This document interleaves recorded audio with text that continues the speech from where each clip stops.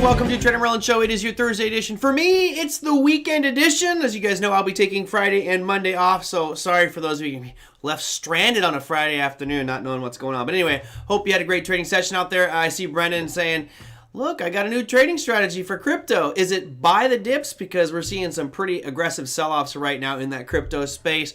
Who knows how long that will continue for, but we'll certainly take a look at that one. Now, big shout out, I see some new people. Pepper, yes, I'm glad tomorrow's Friday as well. Good to see you, Pepper. Tom, Les Gold out in Cape Canaveral, good to have you with us, my friend. And I'm happy I could help you start your weekend early. Alex as well, thank you so much for joining us again. Jerry, Brendan, we got the regular crew in here. And Sue out in Boston. Sue, whatever you can do, pull for nice weather. It can rain on Saturday, it can rain on Monday. I want nice weather on Sunday so I can go to that Red Sox game. I've been dying to go check them out, and that's the plan anyway. All right, let me go, and I'm going to start things off with a donkey of the day. I don't do it enough, but, you know, there's so many donkeys, or as some people like to call them, jackasses in the industry. I thought that this one, I feel bad kind of calling him out, but it just kind of tells me, does this guy really know what he's talking about? So I'll start with my wonderful graphic. Thank you, Mr. Tim Sabic, for building out some graphics for me of the donkey of the day, complete with a little donkey neighing in the background. Now, what pray tell would I start with as the donkey of the day? Well, I'll start off with this guy right here. It's a Motley Fool, and the guy's name is Dan Kiplinger. Probably pretty, smart guy, etc. But I wanted to read you a little something that he wrote in here about these two companies. So the stocks he's looking at are Ocugen and Nikola. These were two pretty decent movers today, and I'll show you in just a second. But he writes, lately, I'll highlight it as I go here. Lately, the biotech and electronic vehicle industries have been important drivers of growth for the stock market generally, and the NASDAQ in particular. I think we'd all agree with that. Thursday, sizable gains from Ocugen and Nikola show that these two powerful trends can still pack a punch when it comes to lifting the overall market. I'm sorry. You are a donkey of the day if you think that Nikola and Ocugen are lifting the market. Yeah, Nikola was up 10, 12% today. Let me see exactly what Nikola was up 15% today. Nikola has zero impact, and I mean zero impact on the NASDAQ 100. This is why the guy's a donkey of the day. It'd be like the biggest elephant you can imagine walking through the Sahara, and you've got a mosquito that's so insignificant, that guy doesn't even know he's there. Nikola might be good as a morale booster for the EV space, but come on. As a mover for the market today, the NASDAQ was down, for God's sake. How can it be a helper in helping the NASDAQ? So anyway, I had to throw that one out there. Some of those things just kind of bug me, but that's my donkey of the day. Little jackass there. All right.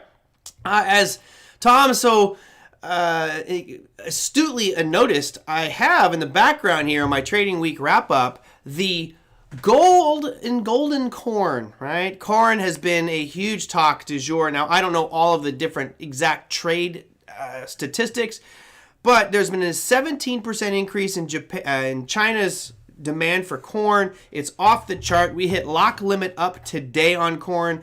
It's been hitting it quite frequently. Let me go to bring up the corn chart here, and I'm going to do two different ones. But first off, I'll start with the futures right now, which as you can see today was just a monster day, go from 628 up to 650. That may not seem like a lot, but when you have, in the futures market, commodities in particular, that's a big one. And you can see that all the dashes at the top of the screen here, that was lock limit up today. So be careful when that next session opens. You could see even more skyrocketing to the upside. Now, I do want to bring up, I could have sworn I had it up here earlier, TradingView, which I guess I did not. Let me bring that one up. Bring up TradingView, and I'll show you the current corn chart because it's pretty interesting. I thought I had them on here. I love when I have things on here and then they just disappear on me because it's a different symbol on TradingView. And there we go. It's at C on TradeStation, but it's ZC on TradingView and a lot of other platforms. So here is the corn chart. Now, this is the daily that we're looking at here. You guys can see going back into just August of last year, corn's at 300. All right, that's $3 per bushel. A huge move. We're up over 100%. And lately, I mean, this looks like a chart of the NASDAQ, right? Just all of a sudden, higher highs, huge expanded range candles, and it's picking up more and more speed. So the question or caution I have for you on this one is, now, don't get caught up in the hype and jump on corn quite yet. We are seeing record consumption on the part of China, which is, of course, driving this. And if I zoom out and go to a monthly time frame, we are coming back up in literally as we speak, as of this moment, right now, lock limit up into a supply zone. Now, I'll map it out for you guys here so you can kind of see a little bit better on this platform here. I guess the peak of that zone is going to be all the way up to about 682, and the bottom of that zone is going to be right around... it's masking it because of its current price, but we're literally just stepped into that supply zone on corn. Now, you have to ask yourself at this point a couple different questions. Number one is, do you want to be brave enough and start shorting corn?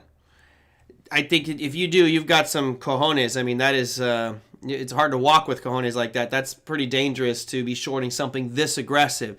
So, for those who are Online Trading Academy graduates, you'll look at what we call a number 3 entry and really waiting for this thing to turn around. I know you might end up chasing it if it does start to fall, but shorting something that's so aggressive on a lock limit up is pretty dangerous. You could very easily see it once it opens pop up above this overhead supply line that I have, which is going to be 682. So very interesting what's going on with corn. I will zoom out just a hair so we can see on the weekly time frame that we just tiptoed into it, and to me this could potentially be some great trades out there. But it is one of the hottest topics right now, is how China is just pretty much taking everything we can. They've got an expanding middle class. They all want to eat their steaks, so all of a sudden corn is in demand. And by the way, it's not corn for my popcorn trade of the day. It's not this corn. It is for feeder cattle, right? They're using the grains to feed their cattle, etc. So no popcorn trade of the day. But I thought I'd throw that graphic up there for you. Ryan, on that, you said not enough profit zone on that one. Well, your profit zone is unbelievably massive. It's the stop loss that's also really large on this one. So again, this is where it's all about crafting out your trade and saying, all right, where do I want to actually, if I do want to short corn, which I'm kind of not recommending. I think it's a little too dangerous to recommend something that all the facts and figures are showing more and more consumption, meaning driving prices up, which, as was posted in here in chat by Batista, you're looking at a corn shortage. And what is noteworthy here, and a lot of stuff I was reading, is that if corn prices get too high, there's generally a rotation out of corn, and then that goes into wheat. And we see this kind of bouncing back and forth between those two commodities. So anyway, cheers. This is, I believe there is a little bit of corn in the whiskey out here today. Brendan says, I'm accepting payments on lumber and corn. Yeah, lumber has been a crazy one too. I think I actually deleted lumber from my screener. No, here's lumber, maybe. Yeah, here's lumber as well. Random length lumber is not one I normally follow, but this is a weekly as well. You can see lumber has just been booming in 2021. So they say, Mike, they say that the experts in it, and I'm not a commodities expert, right? I will trade them every now and again, but it's a rarity that you'll see me actually get in there and trade, corn or wheat or soybeans. They're just not my area of expertise. But if the opportunity does present itself, I'm known to dabble in them. With futures, I really love sticking to the indexes. That's my predominant way to do it. Jerry says, what's the drink? Today, I am going with, I really like that Irish whiskey. I do a trivia night. Actually, I do 3 nights a week. I do trivia. I play trivia at a local establishment. And one of the prizes they give away for the top 3 finishers is a bottle of something that the bar has lying around that usually is garbage. But it was Tullamore Dew. It's an Irish whiskey, and I actually really like it on the rocks. It's pretty good. Okay. Wow. You Brandon, got a bottle of whiskey for fixing his refrigerator? Well, congrats, Brandon. Don't drink it all, because that fridge probably won't work anymore after that. Okay, more listener questions, and I have a bunch of them I want to make sure I get to. Alan, who's probably here with us today, as he usually is. This is a long one, and I think it's a higher level discussion about the cryptocurrency space, and I just wanted to throw my 2 cents in on this one, and you guys feel free to weigh in as you see fit. Alan says, people love crypto so much because it's true money with no government interference. What makes you think the government will not interfere with it? They interfered with your big short last summer. That wasn't necessarily the government. That was just me going against the trend and massive stimulus. So I wouldn't say they targeted me. As it becomes more accepted, don't you think that they will begin to want their piece of the pie? Tax, of course. How about an energy surcharge? You already told us about how painful it is to sell and convert with no customer service. You need another service to allow you. Okay. So bottom line, there's a lot of different pieces here that we're going to get into. Number one is, do I think the government will shut it down? No. If the government was going to shut it down, Coinbase IPO would not have made it to market. So by that, it's a huge validating step that I think personally is one of the milestones. It's a watershed moment for the entire cryptocurrency ecosystem, regardless of country. It's also other countries around the world are looking at it going, US is now just validated by allowing a cryptocurrency exchange. It's not like Coinbase was a different business, like it was a bank and they just did a little bit of cryptocurrency on the side. That's all they do. So the validation from that to me is critical in the crypto space. That tells me the government won't shut it down. What they do want, and rightfully so, sure, taxes, right? They want their cut of the pie. The other part here, you said, how about an energy surcharge? It's interesting when we put this into perspective. You look at the amount of energy that Bitcoin in particular consumes. Remember, that's a proof of work type of structure. Some are proof of stake, which is a lot less resource intensive. Let's just focus on the proof of work, which is what Bitcoin is and requires a ton of computer power and electricity around the world. I think it was Argentina was where it's up to now, but they say that in a year, 1 year of energy production to mine the Bitcoin network is equivalent to I believe it's Argentina's entire energy consumption. And everyone says, well, what about the carbon footprint? It's awful, it's horrible, it's gross. You're telling me that gold doesn't have a carbon footprint? Gold's probably one of the dirtiest things. Mining is a dirty, dirty, dirty business, whether it's just the straight carbon emissions or the destruction of waterways and resources and just pollution. Where's the surcharge on those as well? So I get your point, but a lot of people will look at it and forget about how dirty other things are. Even from mining things like lithium, which we all need for our electric vehicles, they require incredible amount of resources. Now, Bitcoin's easy to track because it's just straight electricity. They're not digging up the earth. They're not doing anything like that. It's power consumption. But all the peripheral carbon footprint argument we're getting from so many of the experts out there, to me, I say you don't understand it correctly if you're trying to attack Bitcoin saying, oh, well, it's too energy consumption. We got to put a tax on it. Well, then you should start taxing fossil fuel. Well, they would tax fossil fuels like crazy, but tax gold producers, right? Tax anybody who's digging something out of the earth. Coal. Oh, let's add a huge coal tax because not only does it leave a carbon footprint, but it's messy for the environment. Oh, I'm sorry. I forgot. We have clean coal now. Hello, Oxymoron Show online too. So to me, I don't think you necessarily need to worry about the surcharge on it, although I almost assure you that some politician will step up and say we should do a tax on energy consumption, a surcharge, blah, blah, blah, and get some support for it. But to me, they would just be uneducated in the amount of carbon footprint or damage that other resources are doing to our environment. So I don't think, you might see something, but my guess is that will get squashed pretty quickly. All right, now the other part here, you said you already told us how painful it is to sell and convert, no customer service, you need another service to allow you to use your Bitcoin before your coffee cools down.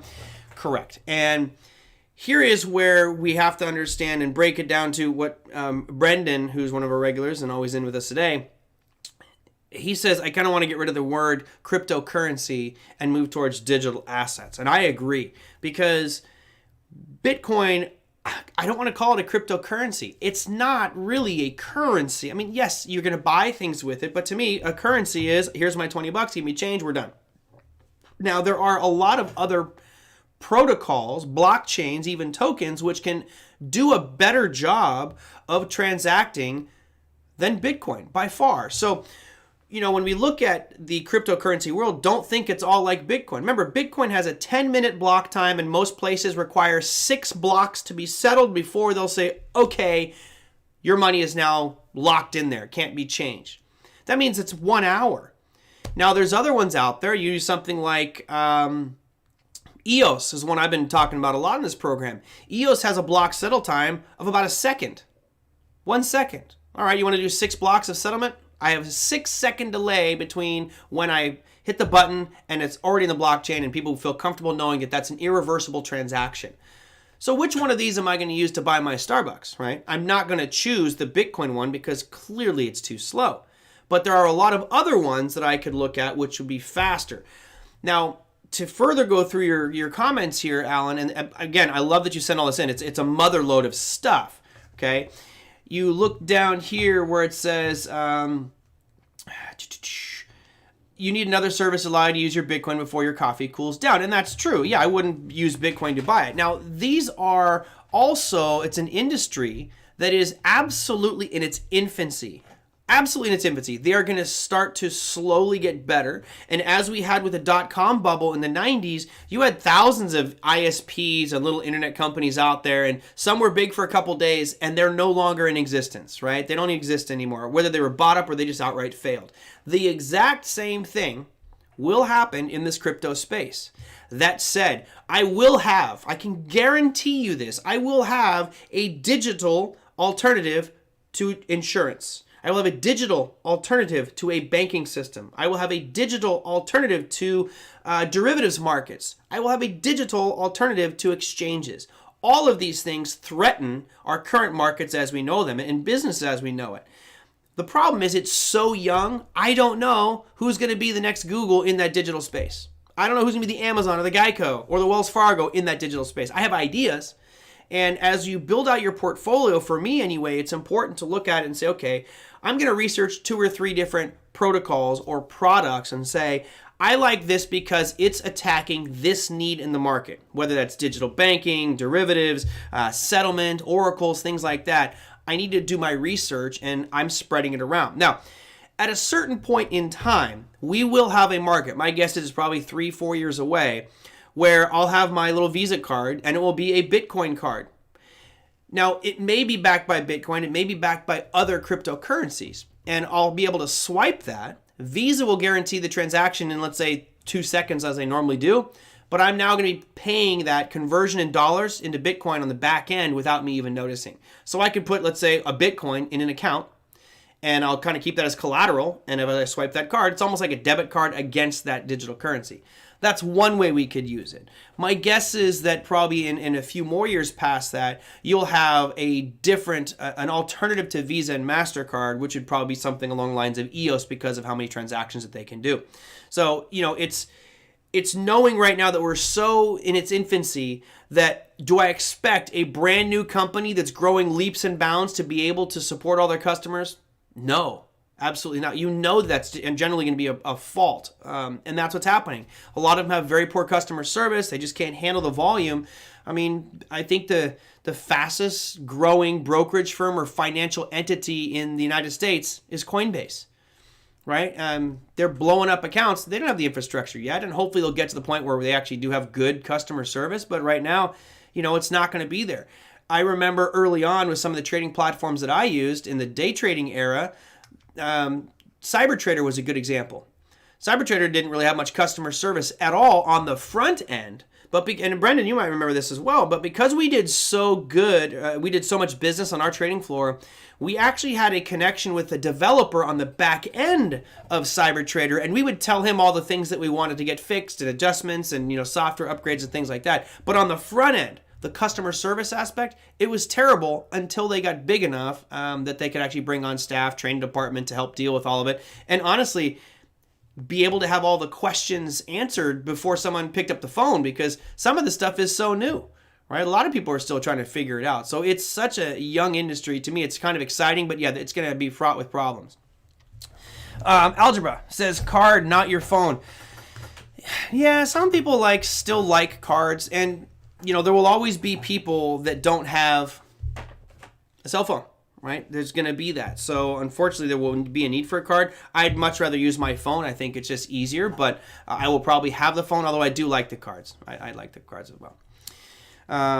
Let's see.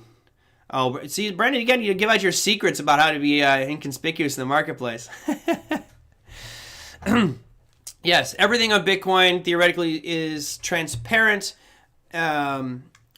And it was followed up very quickly by traceable, not tradable. Maybe I missed that discussion there. I'm looking for question marks if it's directed at me. Okay, so Alan, to your point, you say they won't let the equity markets fail. I don't think they will let crypto succeed.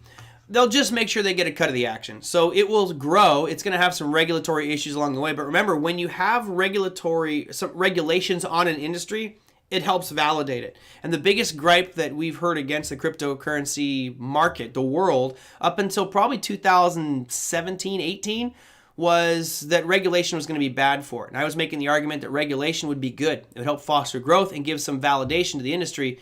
And now we have the thing that happened with Coinbase that offered a much deeper level of validation to the industry, in my opinion. This also goes into a comment that I didn't get a chance to put it in my slides here, but it had to do with Canada and our neighbors to the north. And someone asked, do you think Canada is ahead of the United States with regards to cryptocurrency? Yeah, absolutely, 100%. We are still fearful of it. The prime example would be we do not have an exchange-traded fund for cryptocurrency in the U.S., yet Canada's got multiple to choose from. So to me, that right away gives them a head start. They're embracing that technology. I'm kind of embarrassed. I think that we should have been one of the first to have it. Yes, we have GBTC, but that's not an exchange-traded fund. That is a trust. That's a different vehicle than an ETF. Exchange-traded fund is going to be much more flexible and has a lot more reporting that needs to be done for the ETF. So hopefully we will be there soon in the U.S. Okay. And if you have questions, again, type them with a question mark just so I know which one's which. And I need to set up a couple things here, so this could take a second. This question came through. I'll read it as I'm trying to set up the pages here because I didn't have it all set up for you. Karen says, I'm confused how to place a limit order on Coinbase Pro. Okay, let me go to Coinbase and I'll open up Coinbase Pro as well. Wow, what happened there? 1 second. Coinbase. Okay, can you go over it? Yes, I will absolutely go over it. It says, I feel like they should be reversed. I'll check that out. Dollar then limit price at Bitcoin. I also have a small amount on Coinbase. I could not figure out how to transfer it from Coinbase to Coinbase Pro. Can you help me out? Absolutely, very easy to do. Let me check it out. Oh, hopefully this doesn't give me a hard time over here. The problem is, guys, when I do this show, I try to log in everything ahead of time, but a lot of it times out, so I have to go through this step-by-step, really slow, stupid process. 712, and then put in my verifier name. Okay, hopefully this doesn't ask to send me an email. All right, here you go. Here's the Coinbase account. And so the original question was, how do you put a limit order in Coinbase Pro? So let me go to that second. She says, I also have a small amount on Coinbase and could not figure out how to transfer from Coinbase to Coinbase Pro. Okay, so here you go. I'll show you the portfolio. This is a small one, but I've got Ripple here, some Stellar Lumen, some Dash, some Litecoin, and a few other small little things sitting on Coinbase. So what I'll do is I'll go to Coinbase Pro and log in there, and I'll show you a couple things. First, I'll show you how to do that limit order, which is it's pretty simple. You just got to dismiss that one. Come on, why are you taking so long here? Just give me just enough time to grab a sip of whiskey. So here you have, obviously, the big slide we've seen in Bitcoin the last few hours here. It's been pretty aggressive. But the thing you want to look at with regards to limit orders is this the columns of flashing numbers on the left-hand side of your screen. That is what's called the book, the ladder, the matrix, market depth, whatever you want. And right here in the middle is what we would call the spread, right? That's the in between the bid and the ask. Everything above this line here are people that are willing to sell with limit orders. And it's on 1 penny right now. When you have a $52,000 asset, penny increments just don't work. So I'm going to increase this increment to, let's say, $1, right? So they're still flashing, but oh man, let me jump it even more. I'm going to go to $10.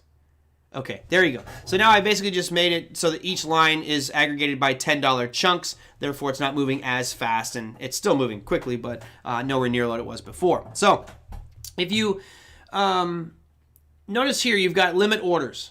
And what's nice about it, let's say I wanted to buy. If I click on anything above this line, I'm most likely going to buy right away. So you can see here, let's go up to 52,000, right?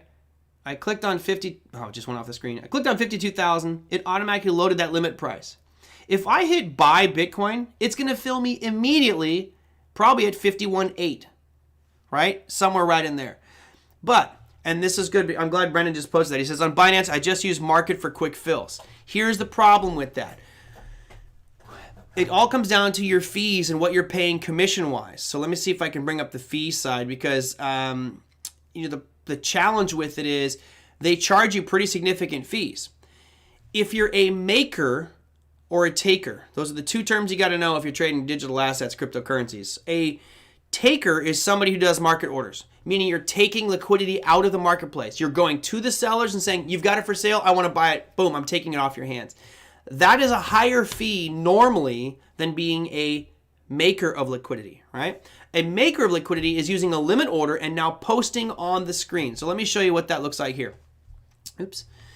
So here is the the level 2 screen is what I like to call it, just the order book. I'm going to go way down here. I'm going to make this, I don't think I can make it bigger, 5150, right? That's where I'm putting my limit. You guys see I've got a limit price here on the left-hand side, 51,550. And, ooh, do I have any cash? Oh, shoot, I don't even have any cash in this account. I have Litecoin and I have Ether. So let me go and use those. And I'll just try to sell some of this just so you guys can see what a limit order might look like. So I will go to, we'll go to Litecoin. Okay, so here's Litecoin, same thing. And I will change this increment just so I can be far enough away from market. And you notice now, these are all in $1 increments. They're not going to move very quickly. But if I wanted to go and let's say sell at 265, I've clicked limit order. Limit 265, and let's say I want to sell one Litecoin. Okay, so I'm going to sell that. It's going to charge me a 27-cent fee to sell it. I will post this order right here, place that order. So now you can see on the screen it showed up. I'm now a maker of liquidity. I'm literally sitting there waiting with my hands out. I'm not telling you my account number, Brandon. Leave me alone. I'm sitting there right now in the marketplace with my hands out trying to sell at 265. Now, of course, if this falls quickly, I could get executed very quickly on this one. Right? But that's a maker of liquidity. A taker is somebody who would just, instead of trying to sell it here, I would sell to some of these buyers down below and I would pay a higher fee. Now, I'm going to cancel that order. I wonder, there used to be a spot where it would show you all the fee breakdowns. But they moved it, and it's kind of driving me nuts because I hate when they change things out. Let me do this just so I can bring up that screen, and you guys won't be able to see any private account numbers should I happen to see them. Limits. Let me see here real quick. With the fees on it, it gets pretty expensive if you don't do a lot of transaction volume. If you do, unfortunately, it's not. I can't see where I can find the limits on it, or the fees, which is weird. It should show me right away. So they're like, I feel like they're hiding it from me. Show me the fees. Anyway, so let me go in now and show you the deposit side of things, because that was the other question that came through here. It says, can you go over how I can move money from Coinbase to Coinbase Pro? So you might remember, I think I had Dash, which could be moved over. So we'll go back to the full screen here, and I'll go to trade. And you could go right here to where it says deposit, right? So I'll go to Dash, which right here is Dash USD. So there's Dash, been selling off. And if I click on deposit, once I set the currency pair that I might want to move from one place to another, at least Coinbase to Coinbase Pro, you notice here it says search assets. So I want to deposit Dash. And right here it says Coinbase.com.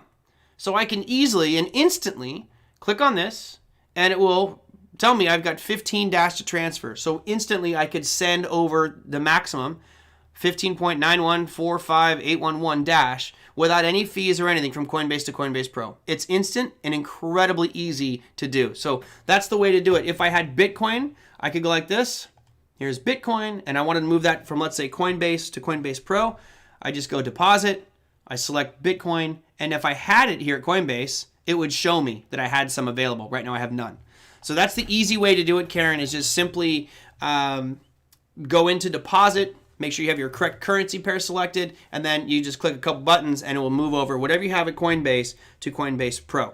Now, I recommend that because the fees associated with Coinbase are really high, right? It's much, much higher than most of them. Since there shows us the fee, could you put in the market but not click send? I think actually if I did that, Alan, it would, I'll try. Market maximum 1. Now let's go, how many do you want to buy Bitcoin? And I'll do, what do I have, $10,000. Oh yeah, so if I do a $10,000, it's a $20 transaction. So that's not too bad, that's 0.02%. Yeah, that's not too bad. Now, those fees, guys, I got to come back here. Those fees right now are very low on my screen because I've done a lot of transactions. I've made probably $1 million worth of transactions in the last month on Coinbase Pro. So the more transactions you do, the lower it gets. And I wish I could find it for you guys. I apologize. for not being able to pull that one up right away. The fees are really important here, but I don't see where they have it. It's like seriously, it's like they're hiding the fees from me. And it actually on Kraken is kind of cool. It tells you how close you are to the next tier drop. Okay. Yeah, and I don't see any of the limits. No. Sorry, I don't see any transaction fee stuff. It used to be right on the front page, but it's not there now. So I'll find it another day for you guys, and then we'll do it. Merlin, which crypto specifically is good to hide money or money laundering? Was it Monero? Just in case. Well, look, if you're doing nefarious stuff, the easiest thing to do would be to, if you wanted to, you could take any digital asset. I mean, if you wanted to launder it, if you want to do things illegally, you could move it off. You'd never keep it at Coinbase, right? So you move it off. Monero is one that it's technically is untraceable because it uses a thing called ring signatures. So you could use Monero, but still, if you're holding it at an exchange, they know exactly who you are. So you have to use your wallet that's not connected to your name or an email or thing like that. And then you could go through and use these swapping sites like PancakeSwap or Uniswap or SushiSwap, and you would swap different tokens and move things around. So pretty soon they don't know what went where. That's the easiest way to do it. And then you could go to sorry, Batista, you had it. But where are you seeing the account? I'm not seeing account. I see banking, I see limits, I see taxes, I see statements, but I don't see account. I see portfolio and I see orders. I'm trying to find it, but oh, there we go. Fees. Thank you. It was under orders. Okay. Sorry. I will get back to that one, but here we go. Here is the fees. Well, I thought it was way over. Oh, maybe I did different counts.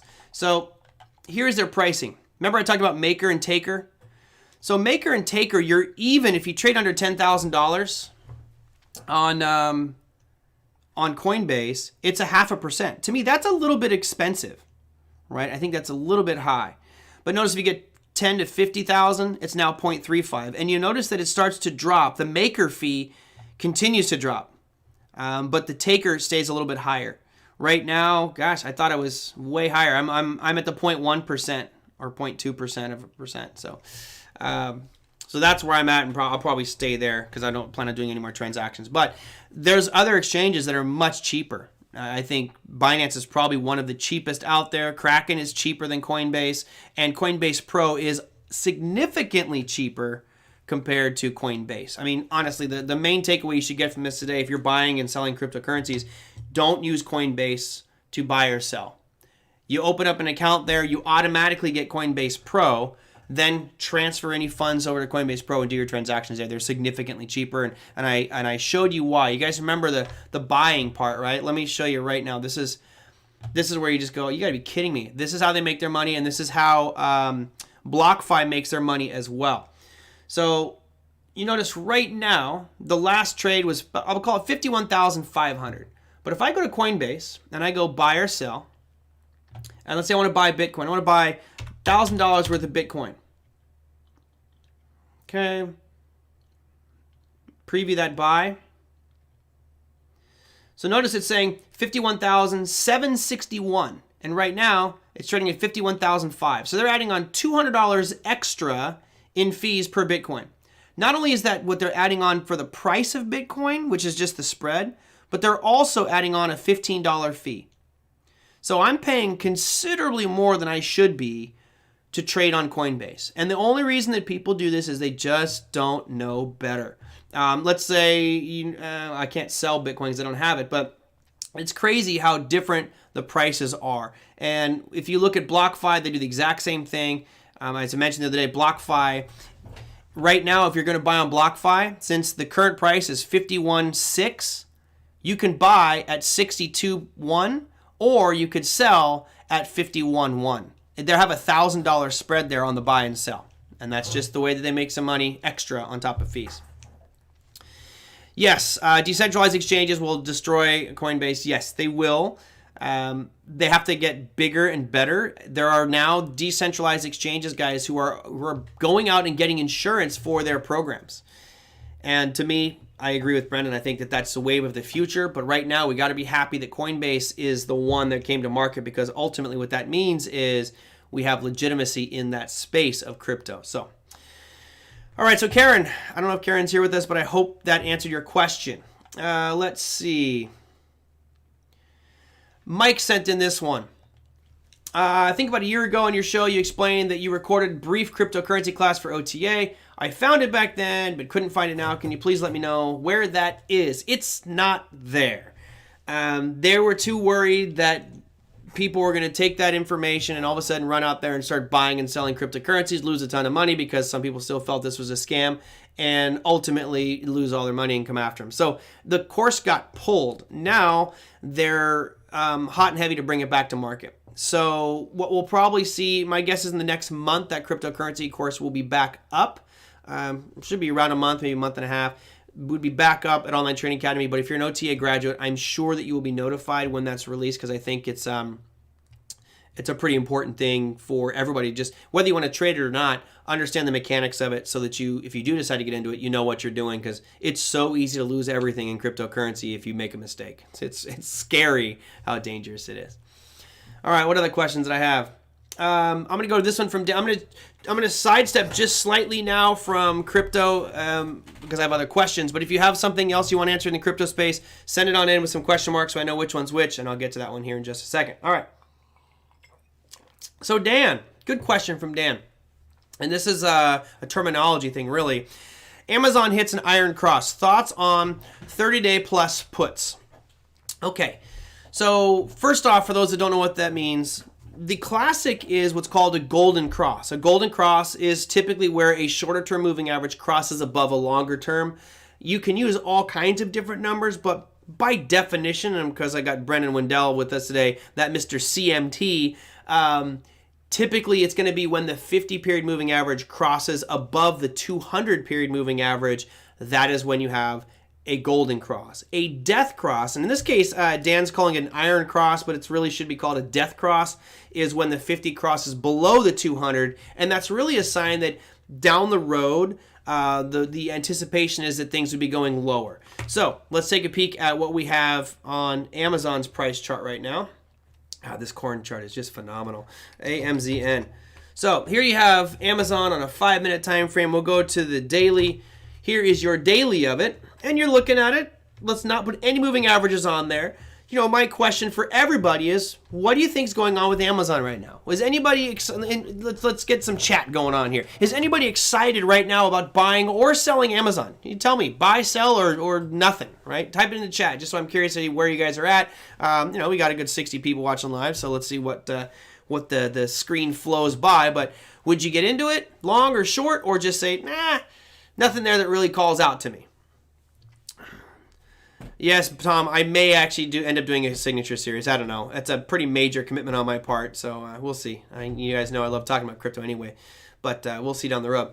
So if we look at this price action, yeah, Les says it right at the beginning. You know, it looks sideways. And granted, these are some huge swings. I mean, if we were to say that this is going sideways, I'll put a line roughly around those lows. There's multiple ranges you could argue, but you either go all the way up to the top here or go down more recently.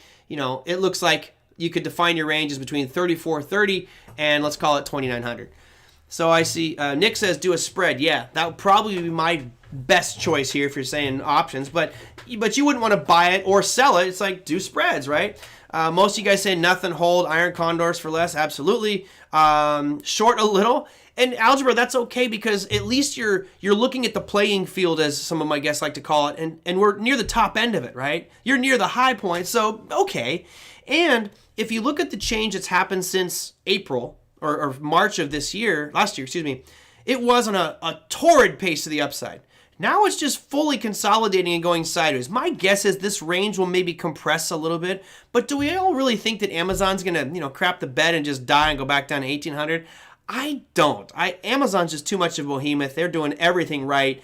But could it happen? So the picture tells us that it's no longer doing what it did before. It's no longer aggressively on an uptrend. We don't need any indicators to tell us that.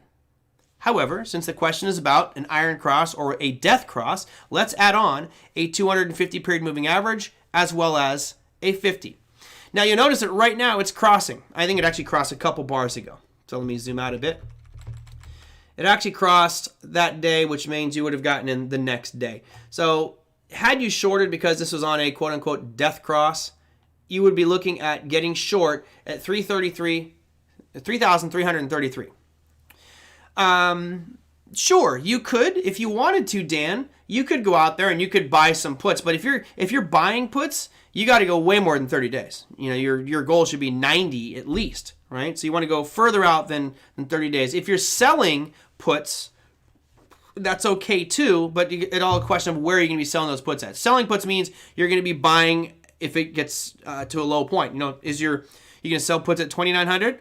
I don't see that being a problem. In 30 days, you can collect some nice premium for that. But overall, I don't think that death cross is necessarily the main piece we should be looking for. It is something that becomes very terminology. People love to talk about it. One of the big things I hate about death crosses or golden crosses is they're very lagging. They're usually very late to the party. Now, I'll show you an example here, and just so you guys can get it, and people make this mistake with moving averages all the time. Let me add a couple days to this because you can see it's starting right there. We need to go, let's say, 10 years, and now we'll have a better crossing point. Okay, so in theory, you're supposed to buy or sell when they cross. And right here, you had the 50-period moving average cross, right? That was on February 4th of 2020.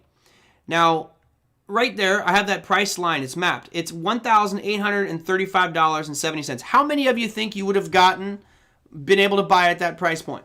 Right where those two cross, $1,835. Would you have been able to buy at that price, guys? Anybody? Curious what you think. This is an important piece with regards to chart reading. A lot of people get this wrong. They think that when those moving averages cross, that's the price that you'd be executing at. No, remember, the moving averages are reflecting historical data. So when these cross, that doesn't mean that's the signal for you to buy, but price isn't at $1,835. It's actually up here right around $2,049. All right, that's a pretty big, $210 difference versus where you thought you were going to buy. People do it all the time where they think, oh, well, I'll buy when the moving averages cross. Well, moving average wasn't anywhere near that. Here's another reason why you got to be careful with them. So let's go back into 2019, and here we have, right here, I'm going to highlight it in yellow. That is a golden cross. That's where the 50-period moving average crossed above the 200.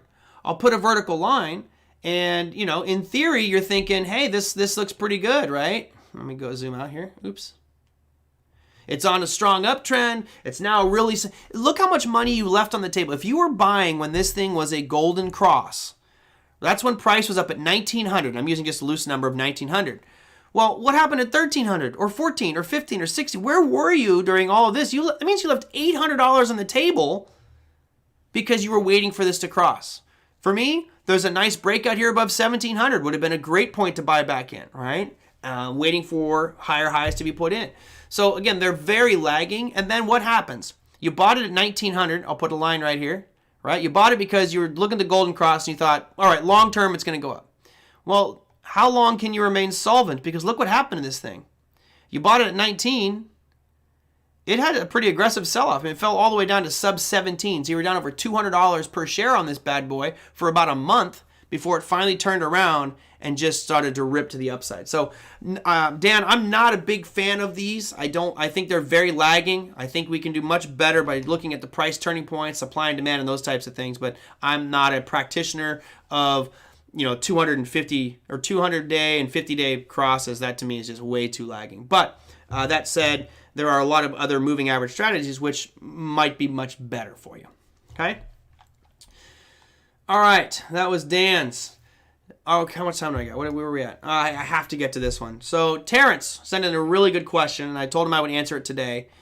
And this also goes back to a friend of mine from high school messaged me on Facebook saying, hey, I've got 10 grand, any recommendations on where I should put it?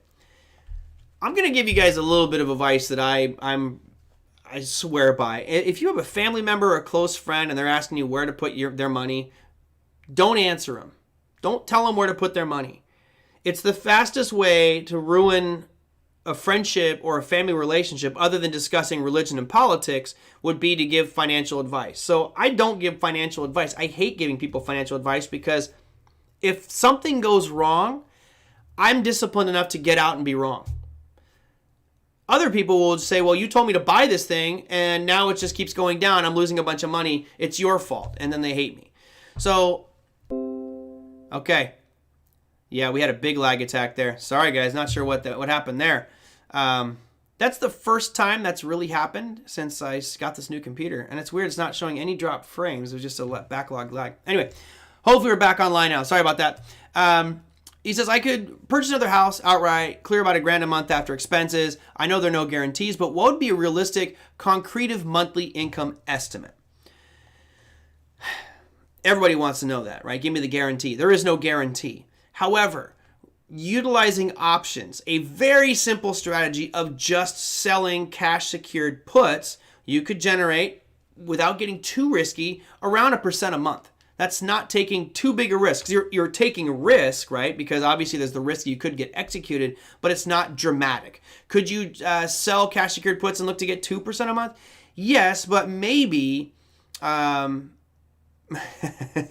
everyone's attacking me. But maybe, if you get executed, you're too close to current price. So I wouldn't recommend going too close to current price, but you could find levels that are far enough away. For example, I recently sold some puts on the Russell 2000. I'm 10% away from current price, 10% out, and I'm going to get 1% for 30 days.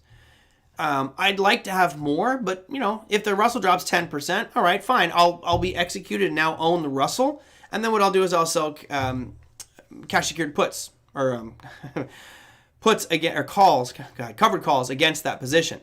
So it's basically the same thing, but now I'm going to be collecting another 1%. So you can continually do that, and to me, the benefit here is if you're selling options, you don't have tenants to deal with, you don't have maintenance repairs, all kinds of weird, crazy tax issues to go on.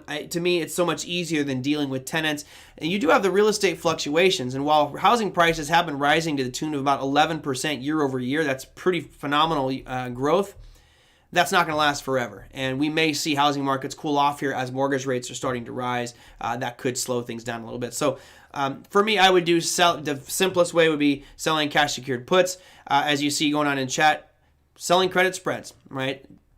Basically, again, similar thing. You're doing spreads, which is selling and buying at the same time, and you're limiting your risk on those. Could you get more than 1% a month? Sure. But that isn't it. You can't make that blanket statement like you're going to guarantee it. I can't do that, right? You can execute options incorrectly and lose a bit of money. You have to know what you're doing. So I would say, Terrence, if I was in your situation, go for an option strategy, whether it's just straight selling cash secured puts or doing spreads or iron condors or something similar to that. But you got to know what you're doing. So before you jump in, make sure you get yourself educated. Okay. Let's see. That was, I think, one of my last questions here, which is good because I'm running out of time. There was one more. Oh, Corey. God, I don't know if I have time to finish this one. This is a deeper one. Corey says, I have issues working a second shift where I take vacation and can follow the market direction in the morning. I'm hitting around 75% win rate trading hammers or shooting stars and breakouts. But when I do set and forget orders the night before, during my normal work hours, 3 p.m. to midnight or 5 p.m. to 2 a.m., my win percentage drops to 40%. Is there a different asset class I should look at that fits my time frame or better way to set my orders to mimic my morning success? I'm guessing that you're putting set and forget orders in on equity markets. So, when you're watching them and your hands on and you see the equity markets open and you have a hammer or breakout pattern, then it's working 75% of the time for you. If it's a set and forget overnight, then that's usually where you end up having 40%. If that's the case, if it's equity market issues, then I would say you might want to look at an asset class that's 24 hours. So you could look at futures, you could look at Forex, you could even look at cryptocurrencies, although personally, I know I'll get some hate for this one. I know some people who believe that supply and demand is exactly the same in the crypto markets. I disagree. It's there, it's definitely there, but I don't think it works as well yet because I still believe that crypto is predominantly retail, although now we're seeing a flood of institutions, which now can start to leave the footprints, the whales, if you will, in the industry. So, Corey, I would suggest probably switching over to Forex or futures. If you do that, what's nice about it is you can trade the micro contracts. You can trade very small increments in the Forex market, so you can work slowly to see if that return rate's working for you. And the reason I would do that is you're learning a new asset class, but also you're implementing a strategy on a 24-hour time frame. So you can start off very simple, and if you run your same rules that you're doing for your equities in the morning when you're there watching it, and all of a sudden you're finding that it's still 40%, then good. You did it with a little bit of money, right? It's not with full capital. So start off really small until you get the feel for it and see if it works for you, and then maybe move on from there. But that's what I got for you. As Jerry says, Forex is the way to go. All right, economic calendar. Mañana. Here's what we have cooking for tomorrow. I will not be looking at this at all, but I actually think it's really critical is the manufacturing and services numbers coming out. Not just for the U.S., but you got them for the Euro. You can see here multiple areas of the European Union, including Germany, France, and the EU as a whole. You have the UK and also the U.S. Now, what makes this important, and sorry, this is what I get for changing these screen layouts to fit my collars. Let's just change this out so you guys can see the times. Probably would help you out a little bit. There you go. Look at that. Now it all fits on screen. The reason this is so important is if you were to see a chart, and I don't have one available, what you're seeing with the manufacturing PMI numbers is a very sharp spike. It's the highest we've seen in over a decade. Now, what is manufacturing PMI? It's really, I think it's 800 manufacturing professionals, and they say, what's your thoughts on inventories and production and employees and hiring and growth prospects? And the optimism is off the charts right now, and it looks like it's just accelerating the upside. And as we know, when something gets well overheated, there generally is a pullback in it. And right now, you're seeing that really spiking sharply to the upside. So be careful with those numbers when they roll out. Could have a nice impact for your Friday trading session. That said, earnings for tomorrow. Here's what we have for the 23rd. Schlumberger, American Express, Honeywell, and Kimberly-Clark reporting earnings. You guys may have seen today, we had a couple companies report earnings, and some names you might have recognized. Old Snapchat reported earnings today. Yes, I know. Some people are so excited about Snapchat. They actually beat earnings. Intel beat earnings as well, but they were down. AT&T beat earnings. Pretty much everybody beat earnings today, including Blackstone, Valero, and American Airlines, and HCA Healthcare. So that's a good sign going forward, and most of those were up on the day. Let's see. What else do I got? Any questions again? Jerry, set and forget in the Forex market. Make sure the zones were created in London or near. Yeah, make sure they're created during the active hours, right? If it's an illiquid or dead zone type of time, you certainly don't want to be putting a lot of emphasis on it. But again, just like I was saying with options for, what's the gentleman's name? I was just talking about options. For Terrence is you got to know your asset class. It's one thing to hear somebody say, oh, I made X amount or Y amount or Z amount in a market. But if you don't have rules in place or risk management and you don't understand that asset class, you can get smoked real quick, especially like today with corn, right? You have this aggressive lock limit up, and I know that there's some people out there that probably tried to sell corn as it hit lock limit up, and they're probably going to get smoked tomorrow when it gaps up because it's going to open up, it'll probably gap higher, and could potentially hit the next lock limit up in that futures market. So again, just know the instrument, know the market that you're trading, so you just don't get burned and caught off guard. I've got 4 minutes because I'm going to stop at 59 minutes into the show. Any last minute questions for me, guys? I went through quite a bit today. I think I covered most of it. So we talked about corn. We talked about crypto. I showed Karen how to execute and transfer money on Coinbase with limit market orders. We talked a lot about fee structures, which is important. If you're doing a lot of trades, it adds up quickly. I mean, if you're only trading $100 at a time, it's not that big a deal. But I've been, in the past month or so, through all my accounts, been trading quite a bit. And those fees tend to add up very quickly. Something you might want to do is shop around for a different firm that's going to give you the best deal if you are a very active trader. But if you have a last minute question, feel free to send them on in. Brandon, were you coming on next week? I think you were talking about coming in.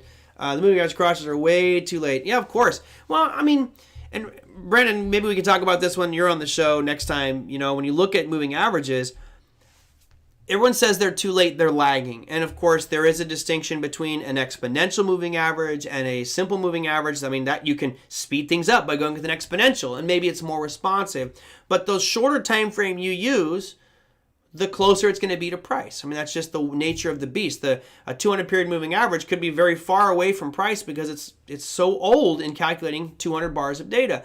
There are some people who like to use, a very short-term moving average crossover system more as a confirmation sign that they're on the right side of a trade, and that's fine. I think the challenge and problem here is people put too much emphasis on their trade based off of that indicator, making the indicator like, oh, it told me to buy, I better do it.